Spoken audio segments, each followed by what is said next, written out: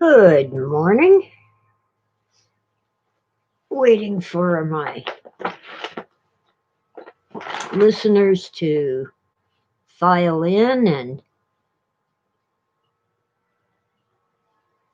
I'll be talking about this here book today, Combining and Creating.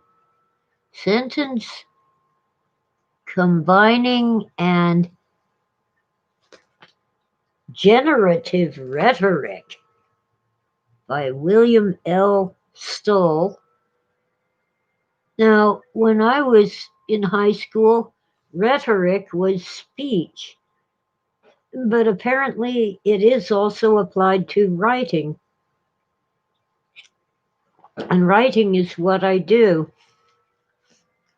As Phil used to say, wind me up and I write. It's what I do. Well, writing has always been what I do, but when I was growing up, I didn't dream of making a living at writing. And that's a good thing because I don't make a living at writing.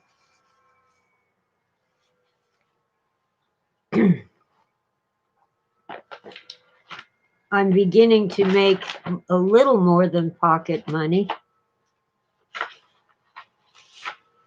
Several of my school teachers thought I should focus on writing, but I wanted to learn science. There's a lot of front matter in this book. I'm turning pages to get past the preface, the introduction, here we go. I think most of you know basic grammar, but there's some really cool things like chapter 6, the four elements of style. But before we get into grammar, which can be scary, let's chat for a little bit. The four elements of style. It reminds me of my favorite book of grammar, The Elements of Style, originally written by E.B. White and later edited by what's his name? Strunk, Strunk. I never remember the man's first name, but it might be William. E.B. White, of course, is better known for, let me get this right, Google is my friend, Stuart Little, Charlotte's Web, and The Trumpet of the Swan. Well, of course, I'm familiar with Stuart Little and Charlotte's Web. I don't know The Trumpet of the Swan. But he wrote this teeny thin little book called The Elements of Style that actually explains how to write well without going through all these rules and exercises and stuff. I think it's under 50 pages. I think it's around 30 pages. And it's just, you can actually sit down and read it, unlike most grammar textbooks. This one isn't quite as readable, but it goes into more depth about style. And style is what you're reaching for when you write and when you speak. It isn't so much grammar. You can break the rules of grammar as long as you know the rules. You can use a violation of the rules to communicate better.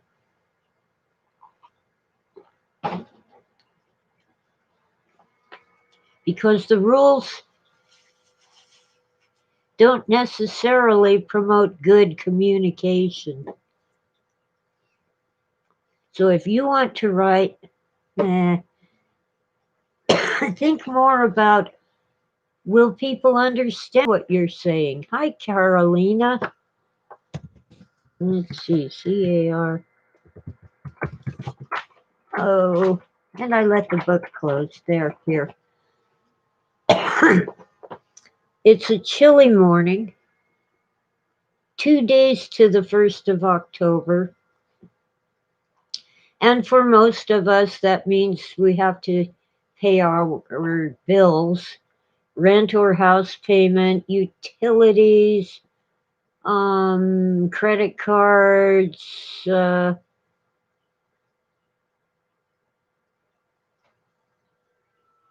tuition if you're in college or a private school. Um, I can't get my brain to work. It's getting colder and colder on the mountain, but still no rain. Too early for snow, although it has been known to happen. In 2003, when we had the old fire, the snow came a few days after Thanksgiving, end of October, beginning of November. No, not Thanksgiving, Halloween. Brains fried. Halloween. I was evacuated and I had to spend Halloween away from home. But a few days after that, so early November, we got snow. Helped to put out the fire, rain and snow. But I'm not that high up on the mountain, not like a ski resort. Around, well, we're under 5,000 feet, and it varies. I'm down in a little bowl, a sort of valley on the mountain. So I'm around 43 to 4,500 feet. Up on the rim, the top of the bowl where you can look down on the flatland, it's about 4,800 feet.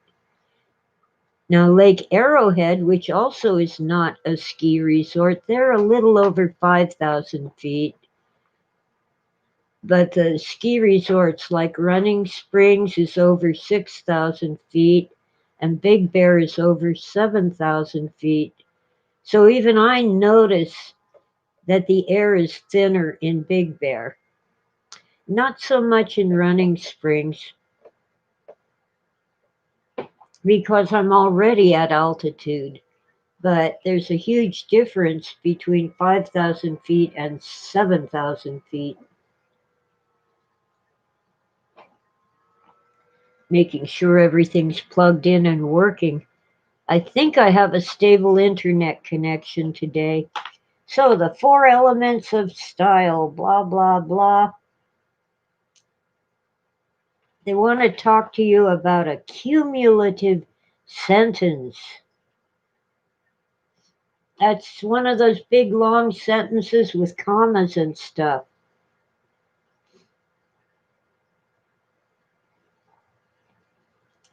As the sentence by William Faulkner reveals. So, we'll read.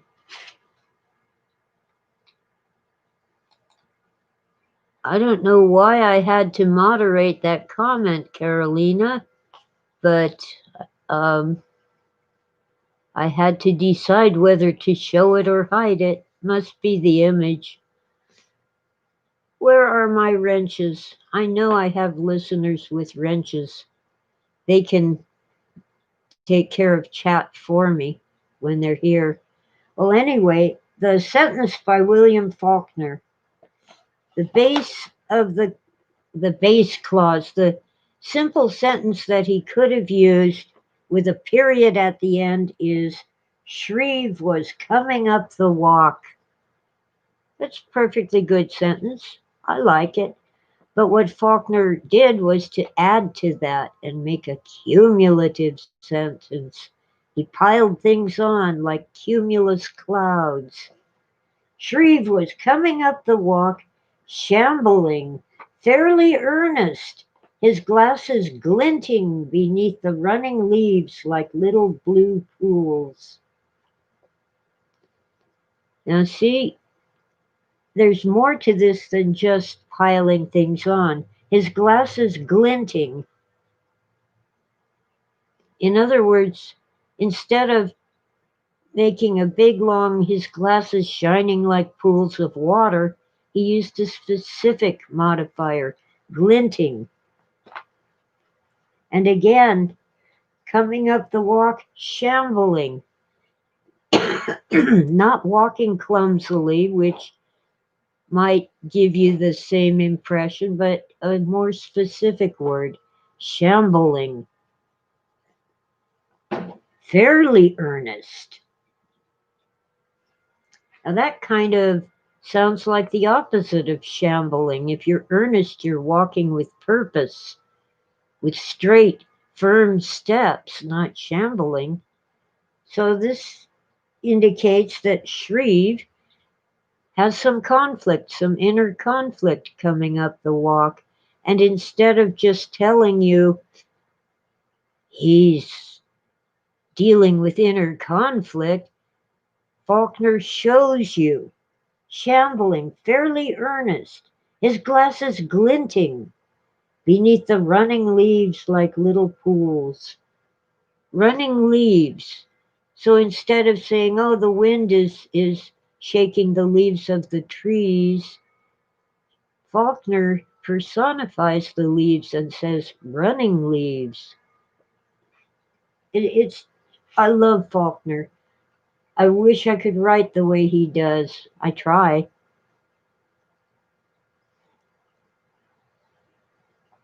So, the book then takes apart Faulkner's sentence, but I don't want to go there. Because if it bores me, it'll bore you. So, now to the actual list of 4 elements of style: addition, direction of movement, levels of structure, and texture. Writing well is a process of adding things, addition. I'm paraphrasing.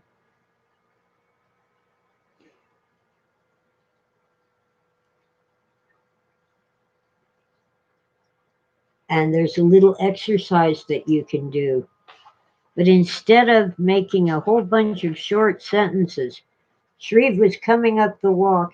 He was shambling and fairly earnest. And then a third sentence, his glasses glinted beneath the sun or beneath the running leaves. He put it all together into one sentence. That's addition. Bound and free modifiers. Never mind. That has to do with whether you use a comma. Don't worry about it.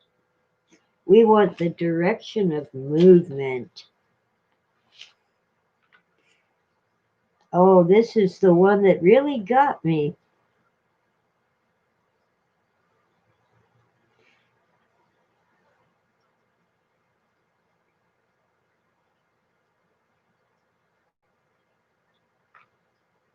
Um, where do you put your modifiers? And I have another book that explains it better.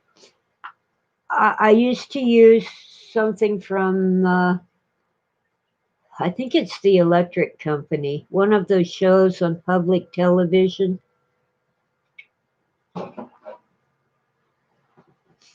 Um, the big blue marble, Earth is a big blue marble. You would not say the Earth is a blue big marble. Why not? Size and shape come before colors. Hi, Oswald. Hi, Tim. Yes, I have coffee, tea, and water, Tim. Hi, guys. Uh, tea, coffee, and water. Coffee because I want it. Tea settles my stomach. And I cat hair. Uh, sorry, cat hair. Blech. Okay, coffee because I want it. Tea to settle my tummy, and water because that's the first thing I drink in the morning. We all wake up dehydrated. Drink water first. Even if it's just one sip or 1 ounce, drink water first. And if you drink alcohol, that will dehydrate you. You need to follow your first alcoholic drink with a glass of water. You'll find that you drink less, you don't get stinking drunk, and you enjoy it more because you aren't dehydrating yourself and getting ill. Hi, Sleepy. Good to see you here too, Sleepy Dave. Um, okay. So when you when you're speaking, you probably don't think about adjectives, you just say it. But size and shape come first, then color. So it isn't the blue big marble, it's the big blue marble. And there's more. Let's see if they have a good example.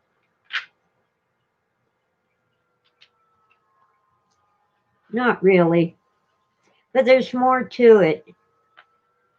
For example, would you write, they waited, sensing a tragedy, laughing nervously?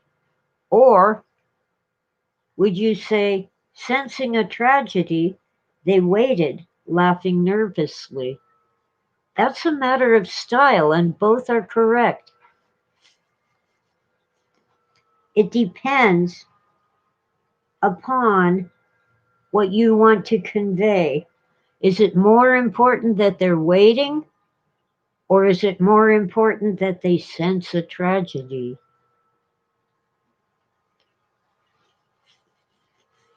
Levels of structure. Oh dear. Let me see. What am I doing here?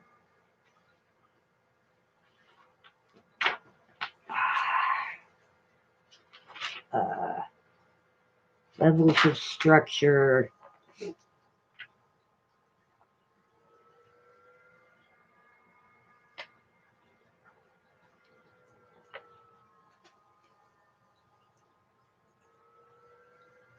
That's more like how Faulkner, in the example I read, arranged his sentence. So let's go through that sentence again. Shreve was coming up the walk, shambling, fairly earnest, his glasses glinting beneath the running leaves like little pools. Well, suppose you wanted to play with that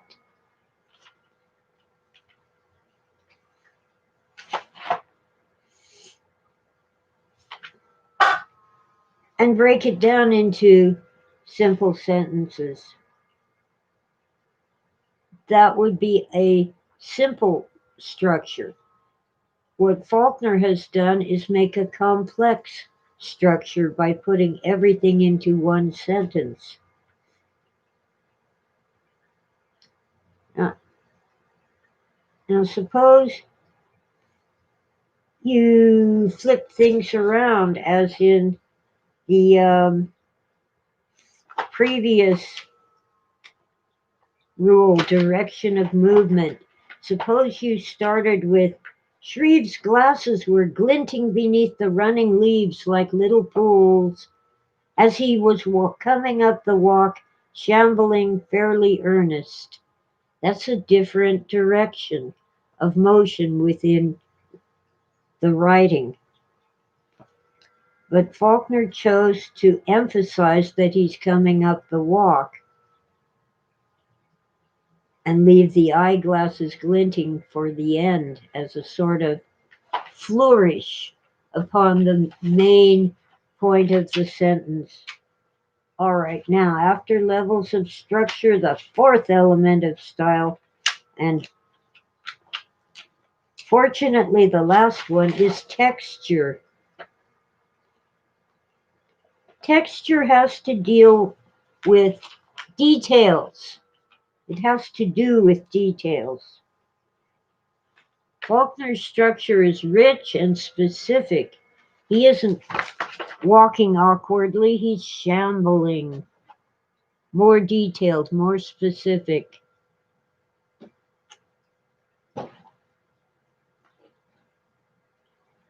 His glasses aren't shining in the sunlight, they're glinting. And instead of the wind making the leaves rustle, the leaves are running, so there's a bit of personification. The leaves are acting like people. All kinds of exercises that I never do except in my head. The prepositional phrase, I don't care. I love this book though. Combining and Creating by William L. Stoll. It's an old one and beat up because I use it a lot. It has stuff about grammar and appositives. I love appositives. I used to argue with my professors about appositives. You can look it up.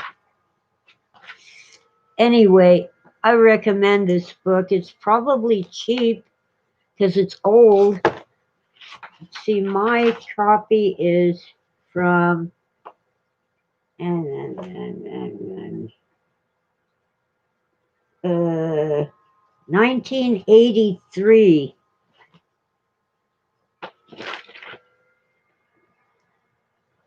It's been around a while.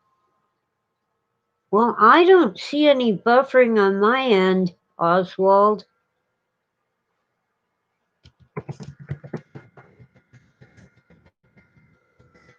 I got myself a few gigs of decent internet. They call it high speed, but I don't believe them.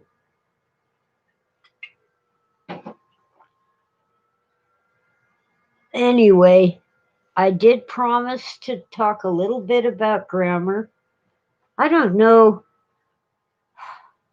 a whole lot that's happening now because not much is happening. All our favorite summer events on the mountain have been canceled. We did have a farmer's market. They had the last one last Friday. Hi, Luca. Luca's in the chat. Yeah, I've been home a couple of weeks, and let's see, day before yesterday, I got a ride to the store and got the ingredients and came home and made a strawberry malt. That's a malted milk. I've been told that if you go to England and ask for a milkshake, they don't know what you're talking about. They call it a malted, so I'm assuming that they actually put malt in it, which is 10 times better than a stinking shake. Do I have a copy of Sister Miriam Joseph's book, The Trivium, The Liberal Arts of Logic, Grammar, and Rhetoric? Understanding the Nature and Function of Language? No. And just reading the title makes me want to toss that book. I really love E.B. White, The Elements of Style. A nice, short, concise book that will help you to write well. And one thing I learned in 12 years of teaching English, following a number of years of studying English, is that grammar is only the starting point. And if you know what you're doing, you can break the rules. The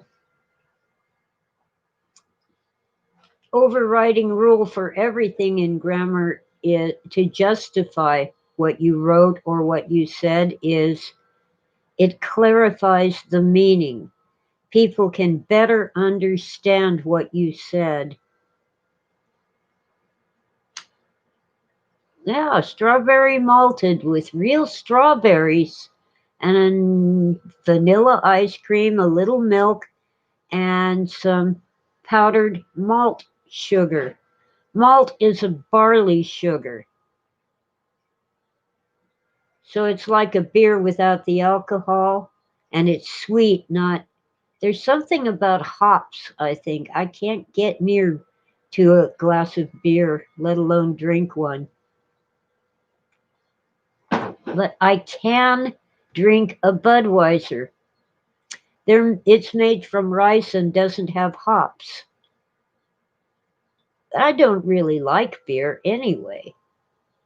The Trivian book is a nightmare. Okay. The word trivium, yeah, kind of signals that it's a spiritual book.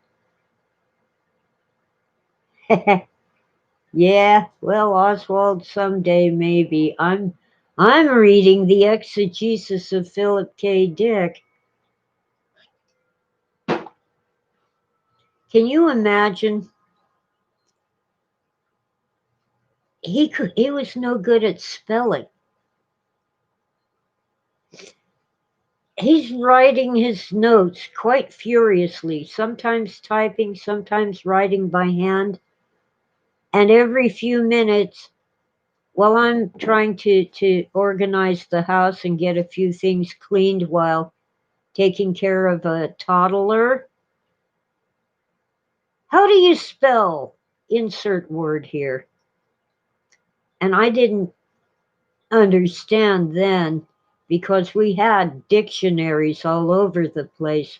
Why don't you look it up yourself? When I hit my 40s, I understood how hard it was to read the fine print in a huge, thick book, a dictionary with print about the size of the print in a phone book. I really want to cross my legs.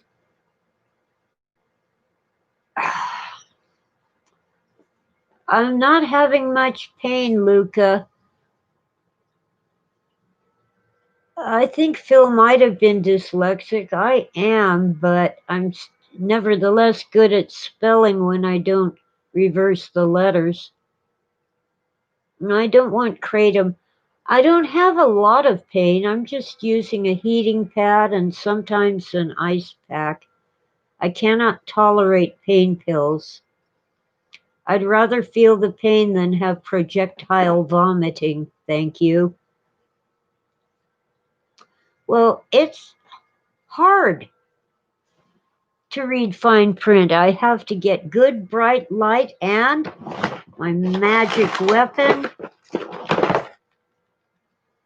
the magnifying glass that came with the little cheap 2-volume Oxford English Dictionary. Nobody can read that without a magnifying glass, so they give you one with it. I think um,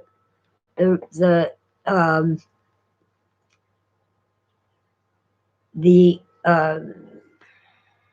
edition that has print you can read is like 10 or 12 volumes.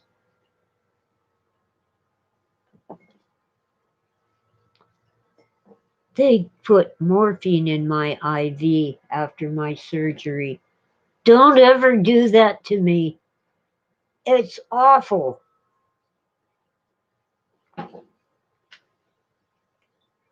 I had to fuss and complain and whine and demand that they quit giving me morphine. It was terrible stuff. Ew.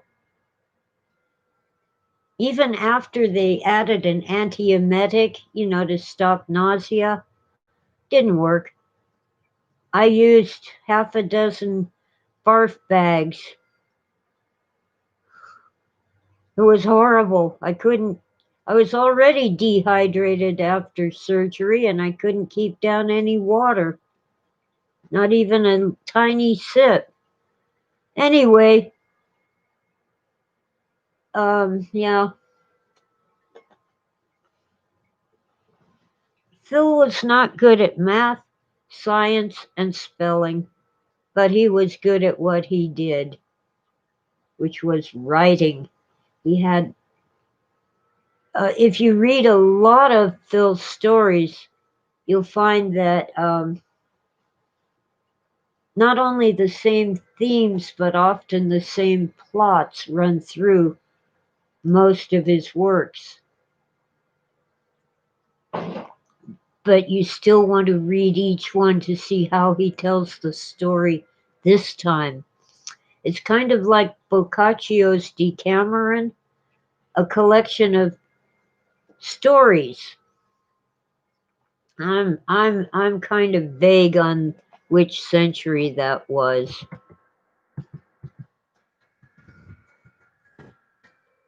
And how to spell Boccaccio. Oh, both C's are doubled. Okay, so he was born in 1313. So he wrote the Decameron in the 1300s. Come on. And it's really pretty much the same stories that Chaucer wrote. And he was born in 1343.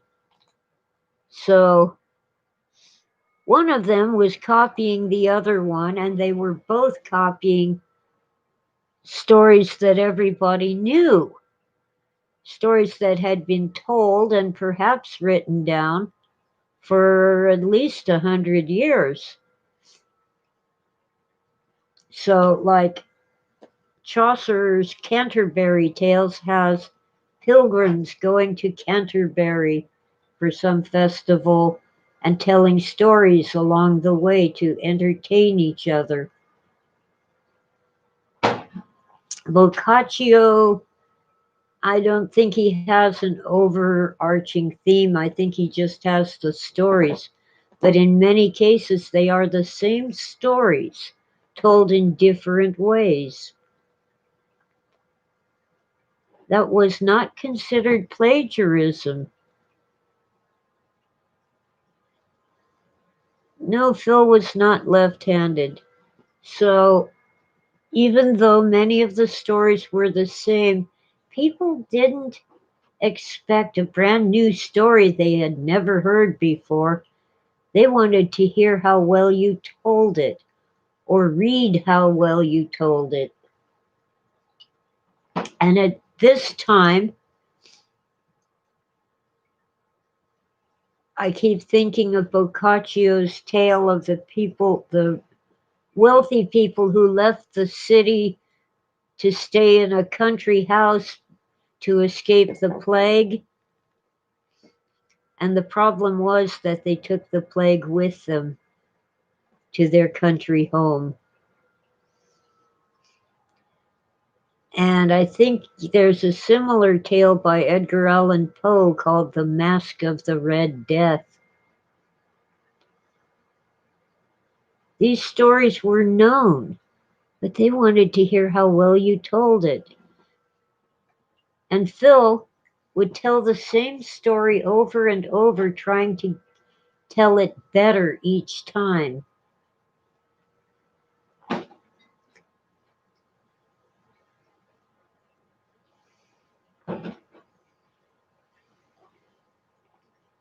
Oh dear, Oswald. Puns are the lowest form of humor, and yet we do laugh at them. We can't help it. I don't like the marijuana things, even when they don't get me high. I just don't like them. Oh, hi, Don. I've got a nice full room here. Anyway, Phil, on the level of the sentence, was often clumsy in his writing, but he came up with metaphors that were awesome. One in particular, I think it's in The Three Stigmata of Palmer Eldritch. It's in one of his novels. The man looks at his hand and he thinks it looks like a turkey butt, but he turns it into a metaphor. And I don't remember the exact wording, but just little touches here and there show you that he was more of a poet than people give him credit for.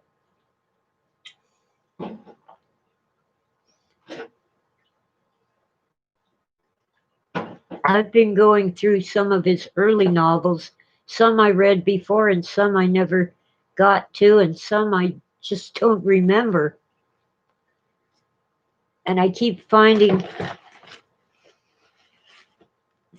them so alike that I get them confused. But I think it was that Healer where the man's wife gets this new, better than plastic surgery. They evolve your DNA so that you're better, kind of like the $6 million men, better, stronger, faster, smarter. But it goes wrong and she devolves into a primitive, uh, sort of Neanderthal.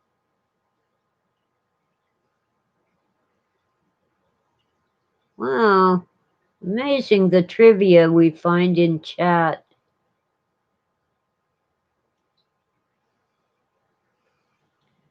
Yeah, well, it's odd.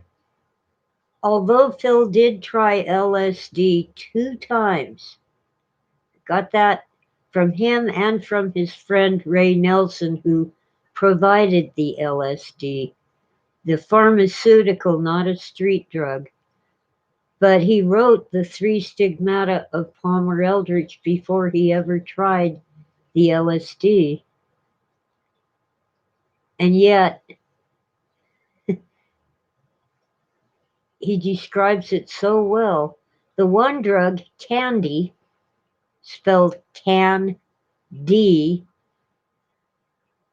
is good. It allows people to live their fantasies, mostly of illicit sex. They use these little Barbie dolls and doll houses to enhance the experience. But choosy, which of course is chewing gum. Now, I still remember when adults thought that children should not chew gum. It would rot your teeth and let's see, give you buck teeth and other misalignments of your jaws. Actually, it's quite the opposite. Chewing gum would get stuck on stuff out of your teeth, but it had sugar in it. And so, of course, that's described much like LSD, and it's bad. Oh, Oswald took LSD once. I took it once. Very small dose. I realized I forgot that I had taken it. It wasn't a pill, it was a little piece of paper that I stuck on my tongue. But I was watching the sunset, only it wasn't sunset. It was mid afternoon. Okay. Well, yeah, chewing gum these days is made from some kind of plastic. When I was a kid, chewing gum was still made from chicle, the sap of a South American tree, and you could actually digest it. It didn't stay in your guts for 6 years. And I think that's an old wives' tale, too. I think your normal peristalsis will push it out. Chiclets. Yeah, I remember chiclets. They probably still exist, but I'm just not into gum right now. Anyway, chewing gum actually was good for your teeth. The little bit of sugar in it didn't make any difference to your cavities, and the stickiness pulled any bits of food that you hadn't gotten out with your toothbrush. But chewing gum was considered evil, and in some places it still is, not because of what it does to your mouth, but because what do you do with it when you're through chewing it? Don't be a litter bug.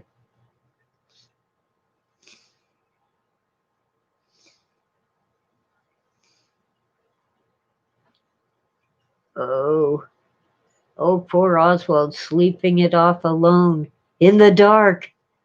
Yeah, I can see how that would really, really bother you. Well, I had a very tiny dose, very tiny. And I really don't want to do that again, but it wasn't awful, except when I went on Space Mountain. I was at Disneyland and Space Mountain was a brand new ride. Didn't like that. But the time that I ate blue mushrooms, psilocybe, that was, I'm not doing that again either, but it was very spiritual and very frightening. If you eat a blue mushroom, do not look in the mirror. Trust me, just don't do it.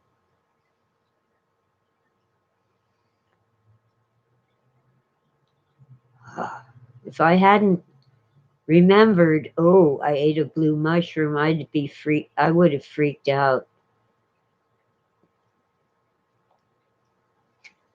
My face turned into a several thousand-year-old mummy, and then my skin became transparent and I could see the veins and muscles and stuff underneath, kind of like those models that my brothers had of the visible man, a clear plastic case shaped like a man with all the internal organs inside so you could see them.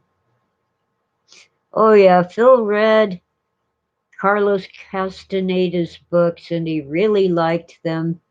But even then, I had the feeling that Castaneda was a bit of a fraud. He took other people's work and made it his own.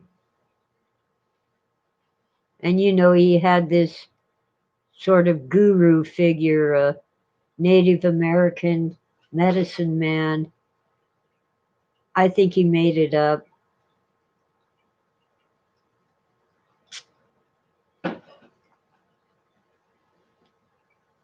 I think that if you want to take drugs, it's not the government's business to tell you that you can't. Yes, drugs will destroy you, but the war on drugs will destroy you faster.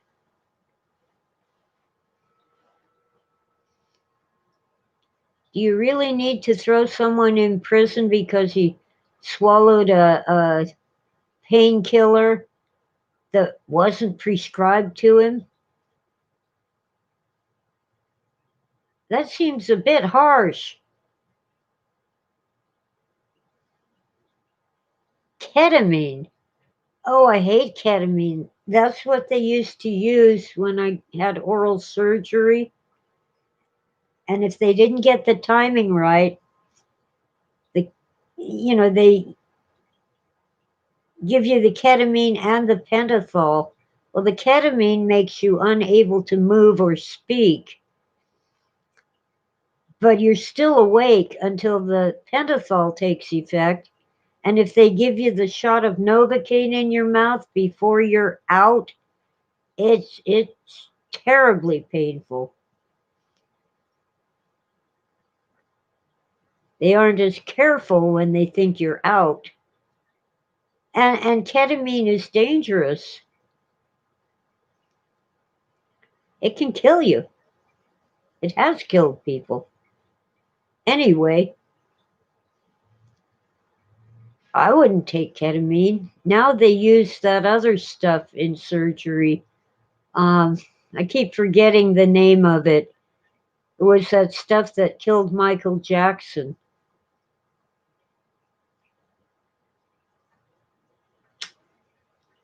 I'm smoking too much. Main reason it's too much is it's expensive. But now I have a good reason. They say that cigarette smoke kills the COVID virus. Maybe that's why I never get the flu. It can't get past the cigarette smoke. 15 teeth. Poor Luca. I hung on to my teeth as long as I could. I had the last 6 teeth pulled in order to get dentures. And being, well, a little bit cheap and a little bit afraid of going under again, I stayed awake for it. But in my case, my dentures are so much better than my natural teeth ever were. And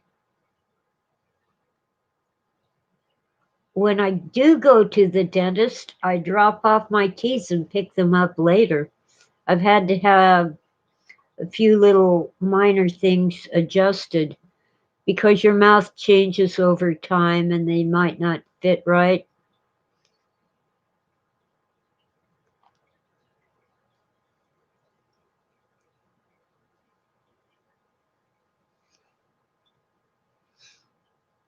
Oh, poor Lucas. Yeah, actually, after I got my dentures, I had 2 little stumps broken off at the gum line and filled to prevent decay.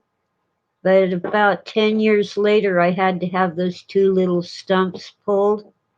And it was easy. I thought it would be harder because they had broken off, but in my case,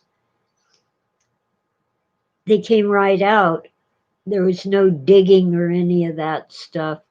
They just boink, because the roots were no longer holding them securely.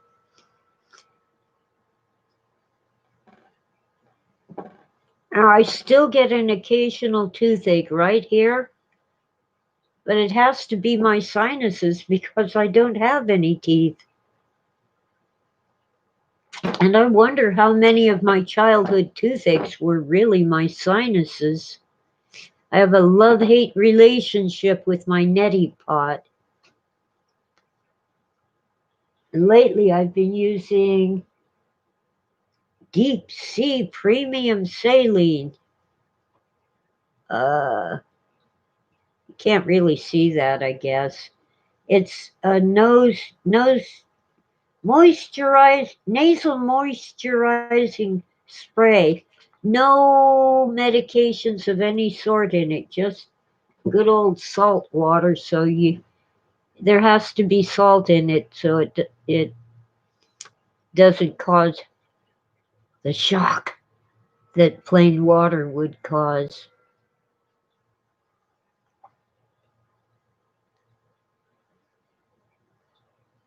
Oh, your dentist is named Coffee, huh?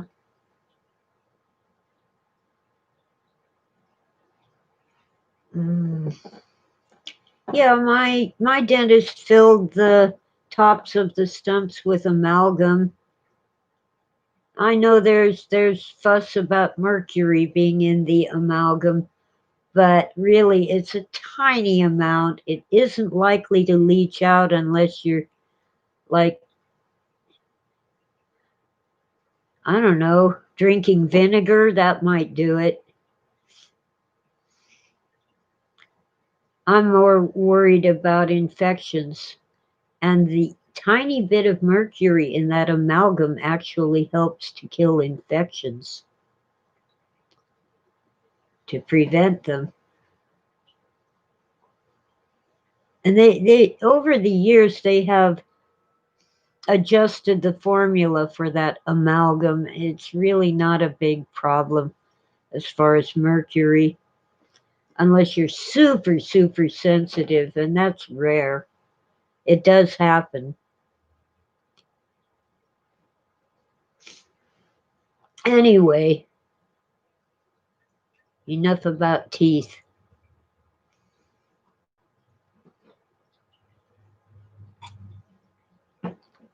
Um, I inherited them from my ancestors. Granny had bad teeth. Mom had bad teeth. I think Dad's mother had bad teeth. Yeah, well, yeah, they all ended up with dentures, but Mom was the worst because she didn't take care of herself. And by the time she was in her early 20s, she had full dentures. And I wasn't going to talk about teeth. Anyway, they all had dentures, but Dad just wouldn't go to the dentist until it needed to be pulled. A real chicken.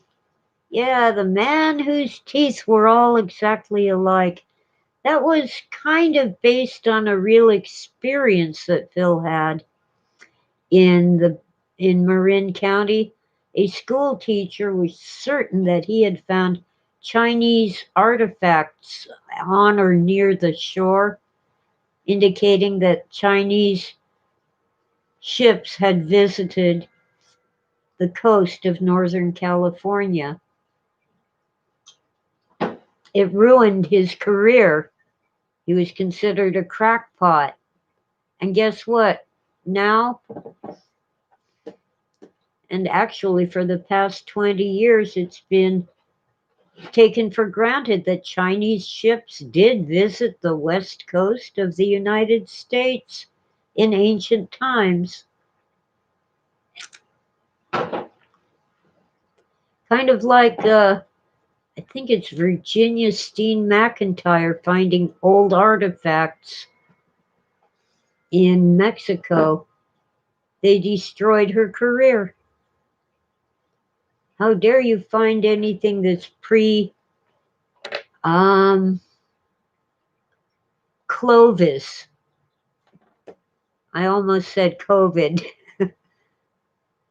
The, the Clovis people were the first people in the Americas. How dare you find something older?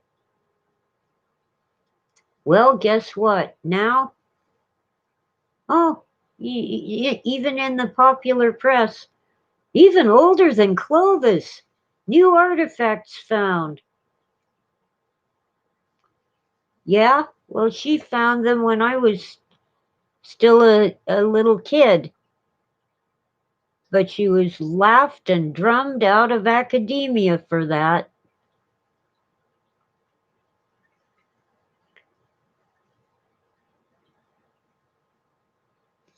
Hmm. So Oswald has a great natural potion: vinegar, honey, cayenne pepper, lemon juice, hot water. I have to leave out or seriously reduce the cayenne pepper, cayenne, whatever.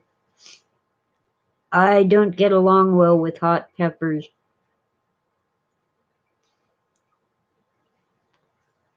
Oh, I got my dentures when I was in my 30s.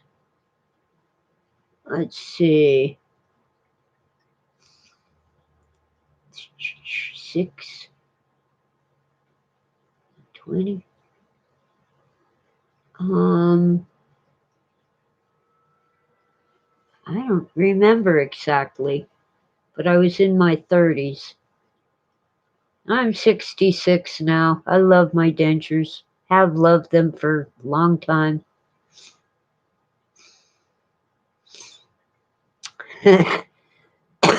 Avoiding getting censored. Oh, I was watching our Governor Newsom of California talking on Channel 5, and I posted in chat, Newsom is nuts, and I was immediately banned from the chat room. So I turned off the video and did something else for a while.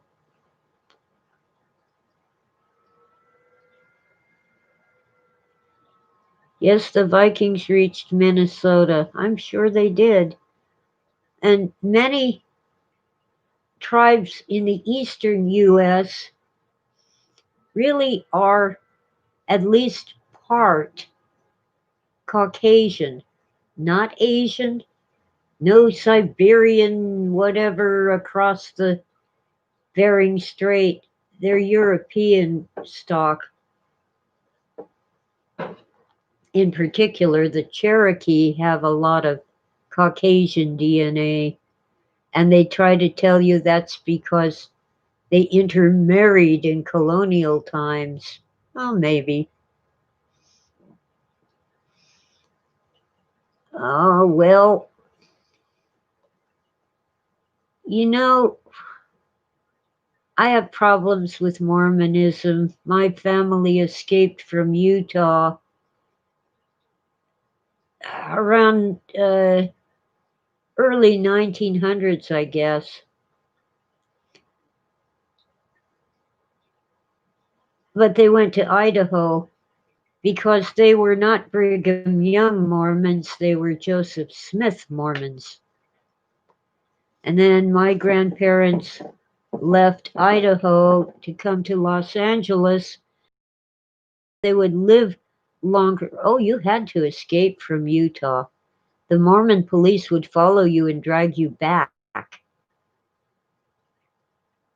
Anyway, they came to Los Angeles because they thought they would live longer in a warmer climate.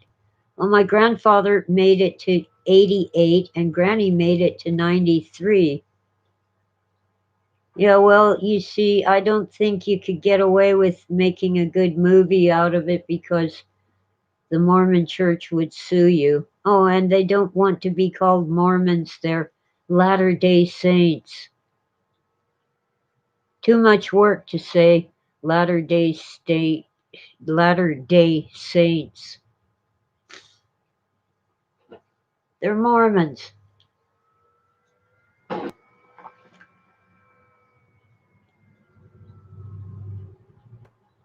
Anyway,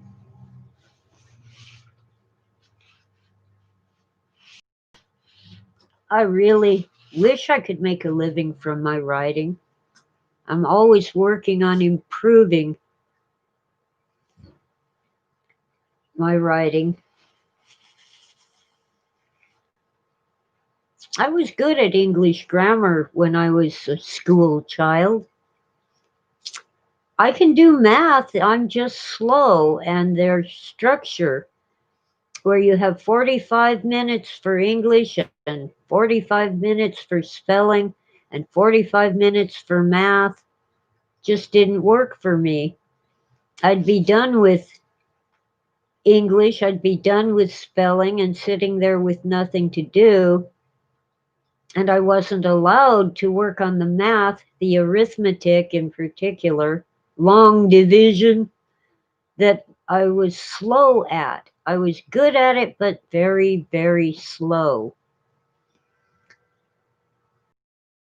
I would finish the math in 45 minutes.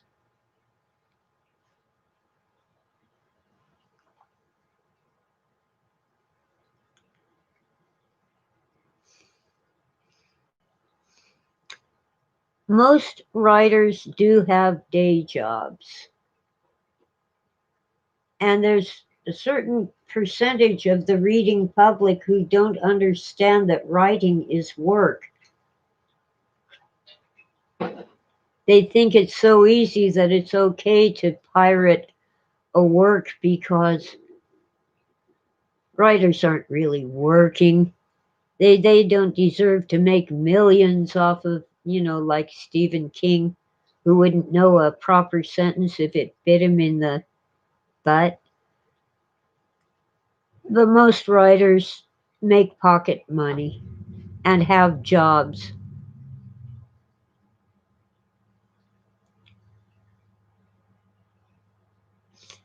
Yeah. Nowadays, you can self publish for free on Amazon. You still aren't likely to make much money, but you don't have to pay them. I still have a few records, and either my record player doesn't work or I don't know how it works. It should work. It used to work.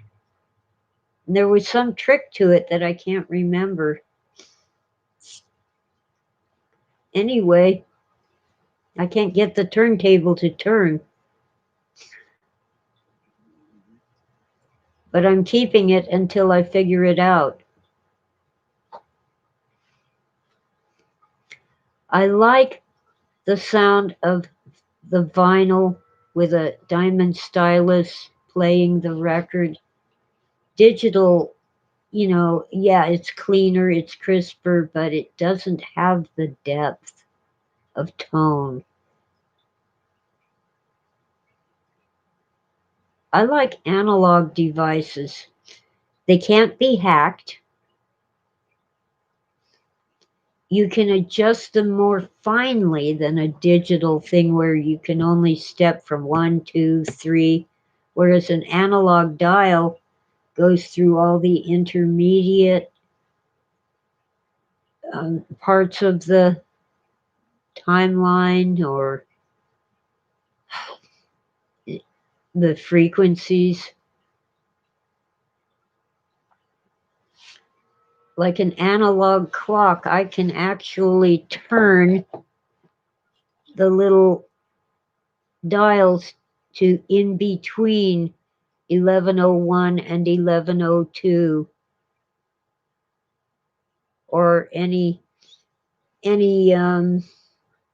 numbers, but with digital you can't do that. There is no in between 1 and 2. It isn't a continuum, it's a series of dots with blank spaces in between. Oh yeah, I think Phil was right when he credited his early success to Tony Boucher, Anthony Boucher, known as Tony, edited his work and taught him and others how to write in little informal workshops.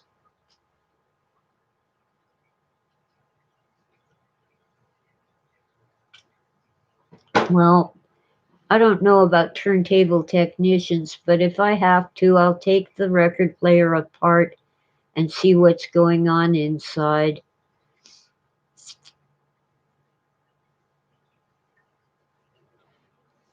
Anyway, I've been on for over an hour and I'm just rambling.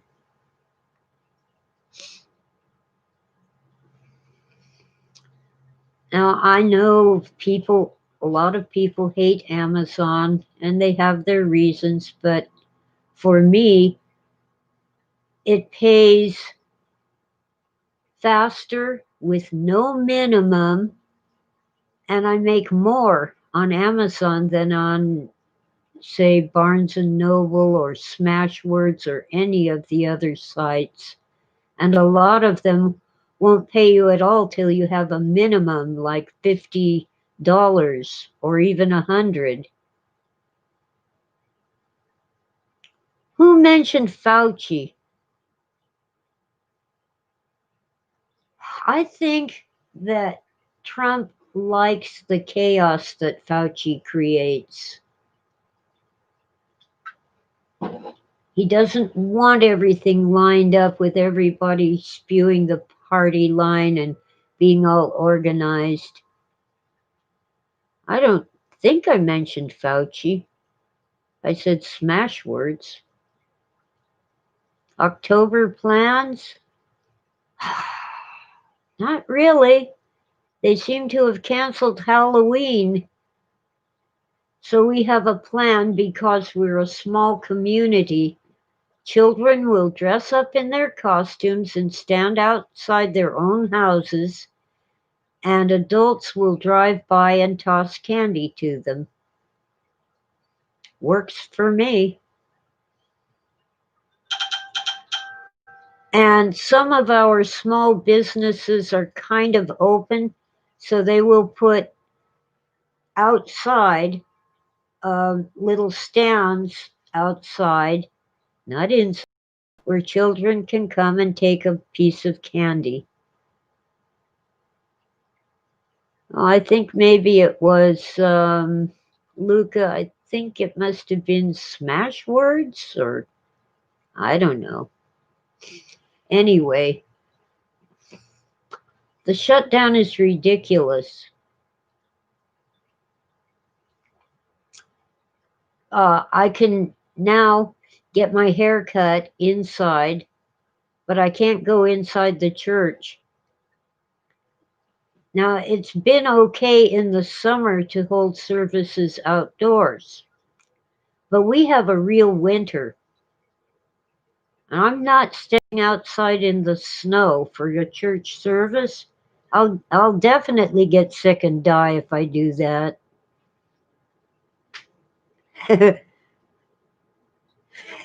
Oswald, dressing up for Halloween as a pre-pandemic human, going to walk around without a mask. Bars again? Jesus. Well, I'm glad I'm not into bar hopping.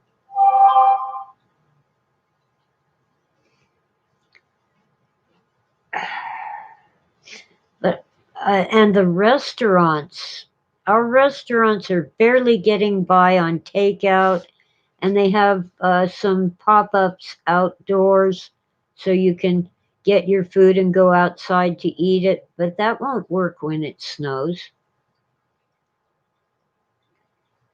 And this whole mountain,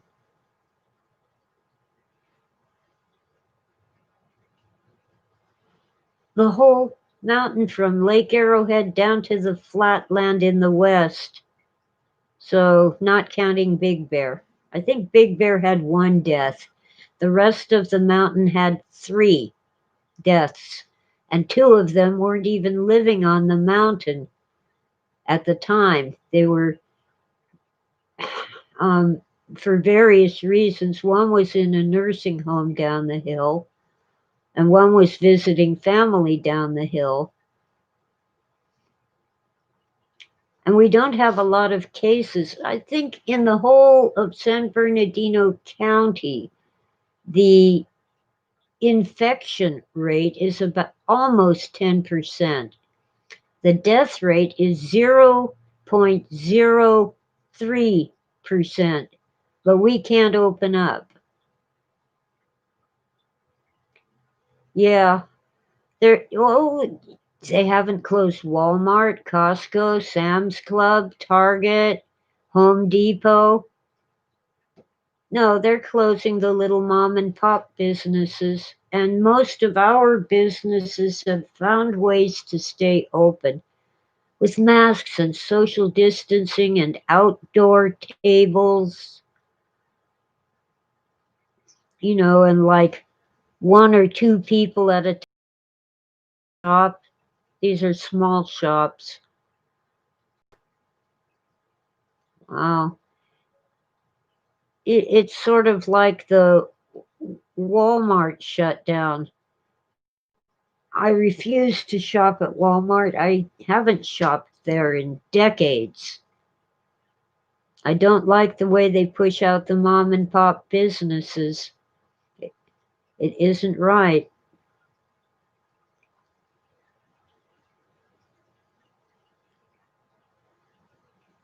Yeah, and the testing isn't necessarily accurate.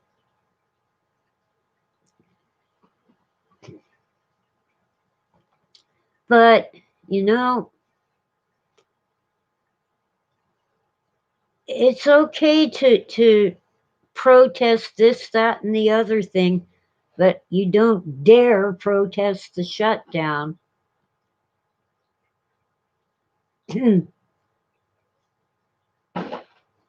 There's something wrong with this society.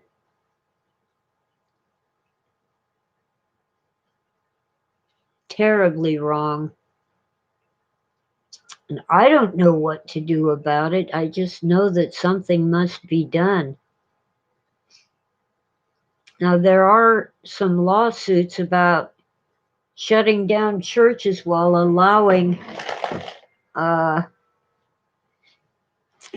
hair salons, nail salons, and all these big box stores to keep going, stay open. And there are some where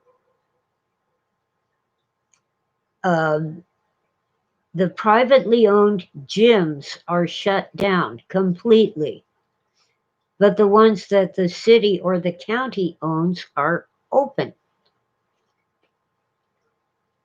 How, how does that makes no sense? And there are lawsuits about it.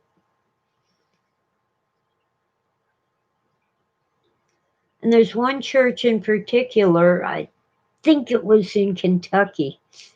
They can have all kinds of events and provide social services and counseling and all sorts of things, and even food giveaways. And they can have as many people in the building they want, as they want. But if they open a Bible or say a prayer, everybody has to leave because that's religious.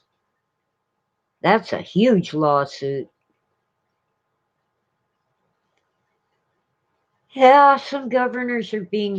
There's a recall petition for California's Governor Newsom. Newsom just signed a law that in 15 years, that sounds like a long time, but it really isn't. So by 2035, people in California will not be allowed to buy cars that use gasoline.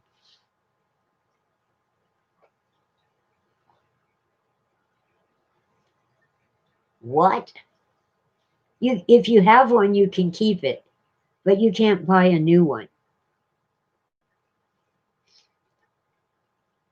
And if I understand it correctly, the dealers will not be allowed to sell used cars that use gasoline. You might be able to find a private party who's willing to sell one.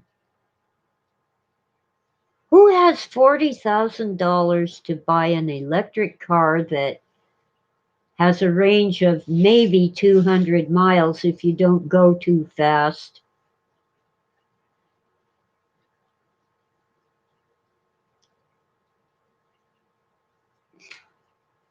And has to be recharged from electricity provided by a power plant that burns gas or coal. Oh, and by the way, he's banning those too. Will have to be all solar, hydroelectric, and wind power. Oh, and no nuclear power plants and no burning fossil fuels. Those are evil. Don't you know how clean natural gas is? Many of our homes on this mountain burn propane gas, which is a component of a fossil fuel. I hate that term. Technically, they are fossil fuels, but even things that die today and have been dying for the past 100 years often produce gas, coal, and oil. much faster than the scientists have led you to believe. And there's a company, I think they're in Arizona, might be New Mexico. They take wood, they cut down trees, oh, the horror, and make petrified wood and sell it because it makes great floor tiles and even walls.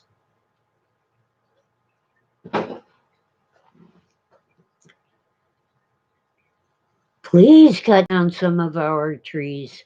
With the ban on logging and all kinds of environmental restrictions, that is why wildfires spread so fast and rage so fiercely in these mountains.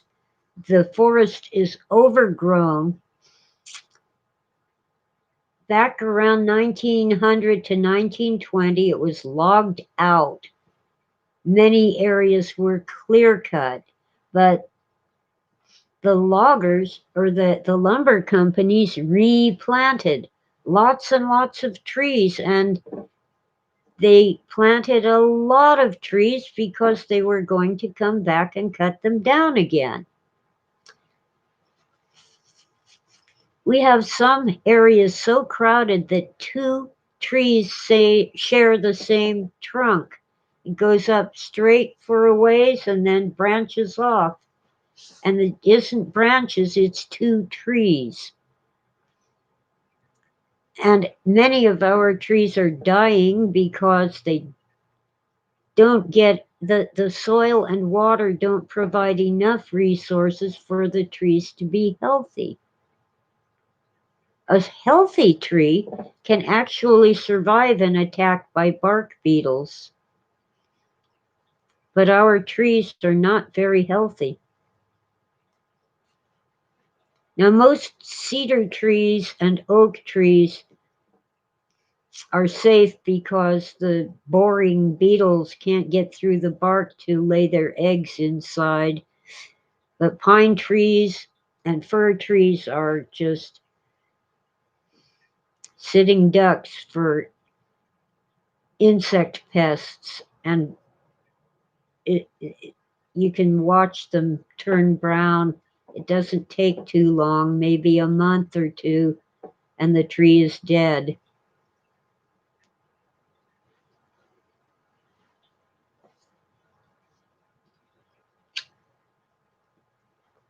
I really think the politicians are are the biggest problem we face as a society. I don't care whether they're Democrat or Republican. I don't even care what they say in their speeches. I care what they do, and most of what they do is harmful.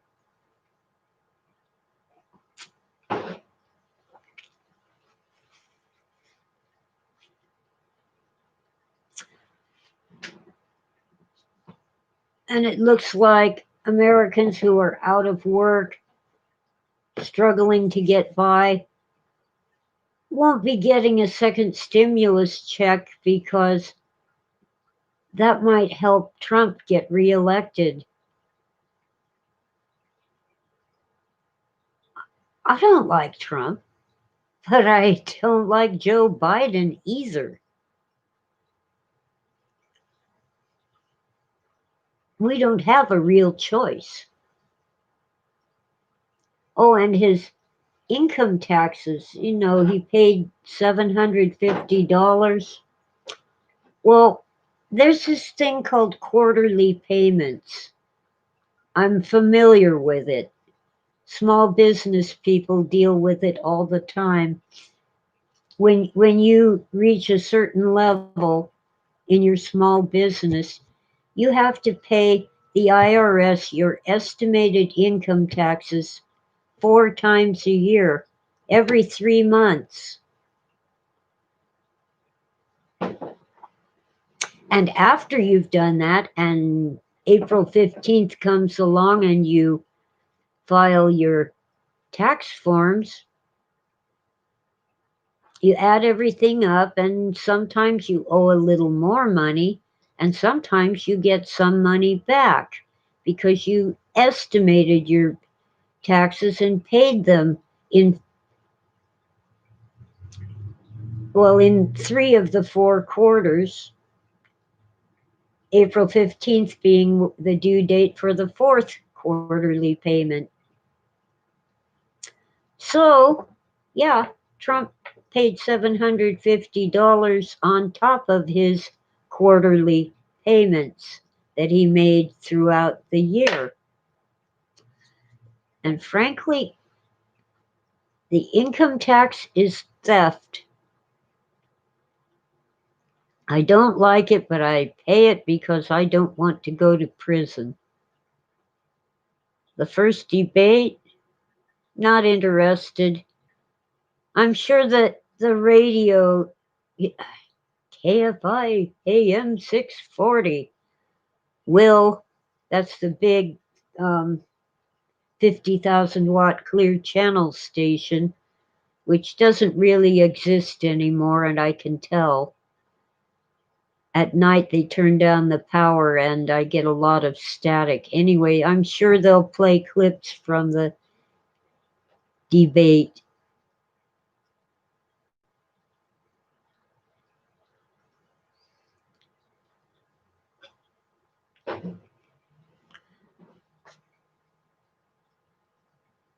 Biden looks so frail.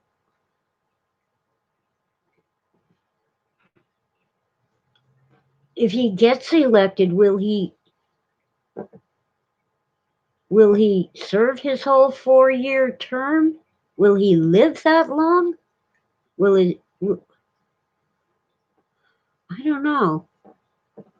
And Kamala Harris, our California politician, I just can't see her as president. Look what these people have done to California. Feinstein and Harris and Newsom and a bunch of other politicians. Yuck. Well, you know what? I'm all talked out and I didn't want to get into politics. I'm sure that KFI will play the highlights and I won't have to look at the politicians on the stage. I'll just hear what they said.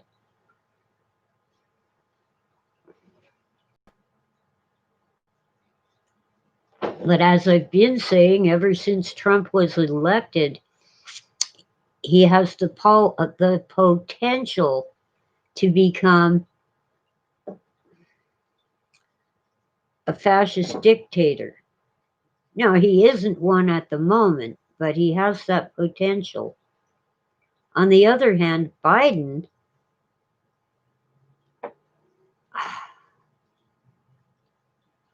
the few things he has said about policy frighten me.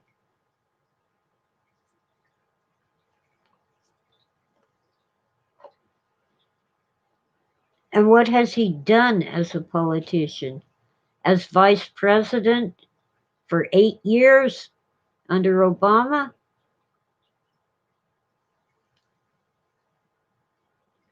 We want to return to that. Our so-called economic recovery didn't reach my community. We got cheap products from China that we could buy at Walmart.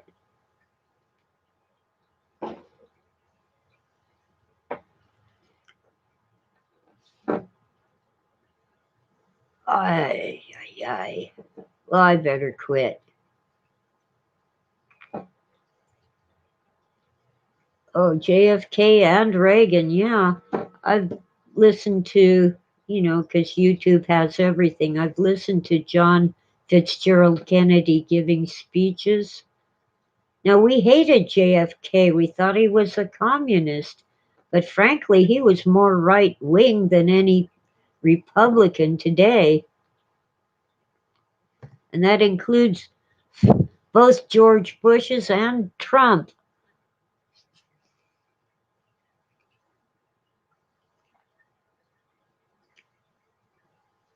Uh,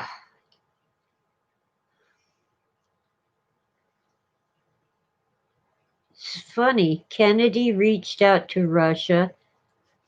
Nixon reached out to China. I think that's the worst thing Nixon did. Never mind Watergate. He reached out to China and began trade with China. The first things that China sent were little Mao caps, those hats that kind of look like a chauffeur's cap, but they're made of cotton and dyed dark blue. And then we started getting stuffed animals with little plastic opium bottles inside. They were empty and washed, but they were obviously opium bottles added to the stuffing for toy animals. You know, kids' toys. Yeah, American flags made in China. Jesus. China plays the long game. They don't care if they're long dead hundreds of years when they finally win. Americans have gotten used to instant gratification. Oh, look, I can get this for half the price at Walmart, only it breaks down the next day and you have to go buy another one because it's made with cheap materials by slave labor. I try to avoid made in China because I know that I'm supporting slave labor when I do that, when I buy their stuff. I have to run too, Lucas. Catch you next week. And all of you, be well. I really need to go, so thank you all for listening. And I'll catch you next week if I don't pop sooner. You've been a great audience and a great chat. Love you all. Bye.